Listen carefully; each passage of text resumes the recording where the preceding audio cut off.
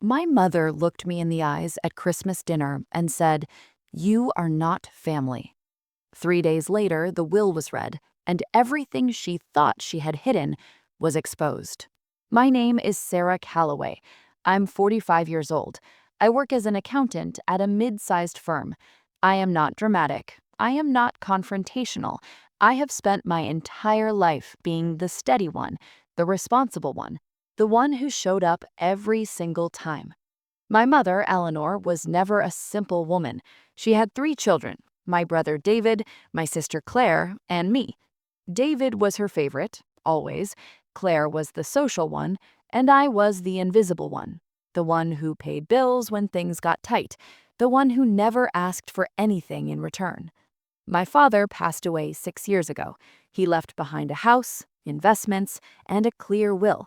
Everything is divided equally among 3 children. But Mom had other plans. She quietly began consulting a new lawyer, changing documents, redirecting assets. I noticed small inconsistencies. I said nothing yet. Christmas dinner. The whole family was there. David with his new girlfriend, Claire with her husband, Mom at the head of the table, as always. I had driven 2 hours to be there, brought food, set the table, cleaned the kitchen before anyone arrived, as I always did. Then Mom made an announcement. She was updating her estate plan. David would receive the house, Claire would receive the investments, I would receive nothing. When I asked why, she put down her wine glass, looked directly at me, and said, "You are not a real family. You never understood what this family needed." David looked at his plate. Claire refilled her glass. Nobody said a single word. I sat completely still.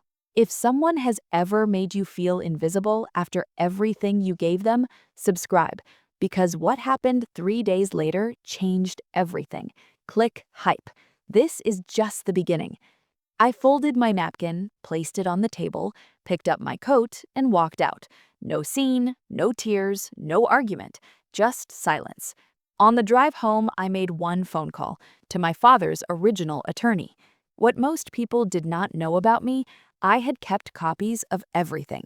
Every document my father ever signed, every account statement, every email from the family lawyer going back 6 years. I am an accountant. Patterns are my profession, and the pattern I was seeing was not just unfair, it was illegal. My father's original attorney confirmed everything I suspected. The original will had been altered after my father's death. Assets had been quietly transferred without proper legal authorization. The original will clearly stated equal distribution among all 3 children. What my mother had done was not just morally wrong, it was fraud. I had 3 days before the scheduled will reading that Mom had arranged with her new lawyer. I did not call David, I did not call Claire, I did not warn my mother. I simply prepared, quietly, completely, professionally. My father had one trusted friend, Uncle Robert, not family by blood, but the most honest man I had ever known. He had witnessed my father's original will signing. He agreed to attend the will reading. What Mom also did not know, I had a recorded phone call 3 months before Christmas. She had called me asking me to quietly accept a smaller share. She had said things on that call she never expected anyone to save. Day 3 arrived, the morning of the will reading. I wore simple clothes, carried my folder, arrived 10 minutes early, and waited. David arrived first. He stopped when he saw me. Claire came in behind him. Neither spoke. Mom walked in last. When she saw me, her face changed instantly. She smiled, but her eyes were afraid. For the first time in my life, I saw my mother afraid of me. The lawyer began reading Mom's updated will. The house to David, investments to Claire, a small symbolic amount to me, exactly as she had announced at Christmas dinner. David relaxed in his chair. Claire smiled slightly. Mom folded her hands. They thought it was over. I raised my hand. The lawyer paused. I said, "Before we proceed, I would like to submit documentation regarding the validity of this will." I placed my father's original will on the table, dated and witnessed, then the asset transfer records, then the timeline showing changes made after my father's death. Mom's hands gripped the table. She said, "This is not the time or place." I replied, "This is exactly the time and place." Then Uncle Robert stood up. He presented his signed witness statement from the original will signing. The lawyer's expression shifted immediately. Then I placed my phone on the table, pressed play. My mother's own voice filled the room, asking me to quietly accept a smaller share, admitting she had made changes, believing I would never act on it. The room went completely silent. David stared at the table. Claire looked at the wall. Mom stared at my phone. She had nothing to say. The lawyer set down his pen. He said, "This reading cannot proceed until these documents are reviewed by an independent legal authority." He looked at my mother directly. The will reading was suspended. A formal legal review was ordered. My mother would need to provide full documentation of every change made to the estate after my father's death. Outside, David approached me. He said, "I did not know she had done all of this." I looked at him. I said, "I know. That is why I'm telling you now and not before." Claire did not approach me. She sat in her car for 20 minutes before driving away. I understood. She had benefited from Mom's plan. Now she had to decide who she really was. Mom sat alone in the conference room for a long time.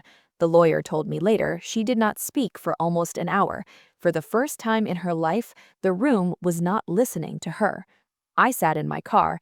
I did not feel victory. I did not feel anger. I felt something I had not felt in years. I felt seen by the only person whose opinion had always mattered, myself. The legal review took 6 weeks.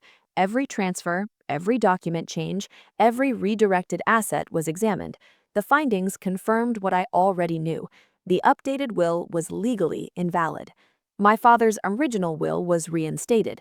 The estate was divided equally among all 3 children, exactly as he had intended, exactly as he had written. Mom and I met once after it was over. She did not apologize. She said, "I thought you would never fight back." I told her, "I was never fighting you. I was protecting what Dad left for all of us." Our relationship changed permanently after that. Not broken, but different. Honest in a way it had never been before. Some doors once opened cannot be closed again. I went back to work, back to my routines, back to being the steady one. But this time I was steady for myself, not just for everyone else. My father used to say, "The truth doesn't need a loud voice. It just needs to be present in the room." Dad, I finally understood what you meant. The following Christmas, I stayed home. I cooked for myself. I lit candles. I called Uncle Robert. It was the most peaceful Christmas I had ever had. She said I was not family, but I was the only one in that room who honored what our family was truly supposed to be. I protected my father's wishes, I protected my own name, and I did it without raising my voice once. If your family has ever tried to erase what you rightfully earned, know this: silence is not weakness, preparation is not revenge, and the truth, when it finally speaks, does not need to shout. Subscribe if you believe in quiet justice. Share this with someone who needs to hear it. And remember, your name is worth protecting. Always.